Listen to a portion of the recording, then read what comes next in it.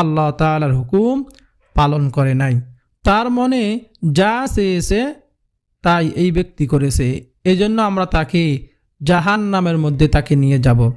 তখন আল্লাহ তাআলার পক্ষ থেকে আদেশ আসলো যে না, তোমরা এই কাজটা করো। কাজটা হচ্ছে ভালো রাস্তার মধ্যে তিনি বেশি অগ্রসর হয়ে গিয়েছে, এই জন্য তাকে আল্লাহ রাব্বুল আলামিন তিনার উপরে জান্নাতকে ওয়াজিব করে দিয়েছেন। বলুন সুবহানাল্লাহ। এজন্য আমি বলবো, যত বড় আপনি গুনাহ করেছেন অবশ্যই আল্লাহ রাব্বুল আলামিন তিনি মাফ করবেন, কারণ তিনি হচ্ছে দয়াময়, তিনি হচ্ছে গফফার, তিনি হচ্ছে রহমান। এখন বিষয় হচ্ছে আপনি প্রশ্ন করবেন, হুজুর আমরা কোন আমলটি করব? যে আমল করলে তাহাজ্জুদ নামাজ পড়া আপনি পড়তে না পারেন, তাহাজ্জুদ নামাজ ছাড়াই আল্লাহ রাব্বুল আলামিন তিনি আপনাদের উপরে নেকি দ্বারা ভরপুর করে দিবেন। বলুন সুবহান।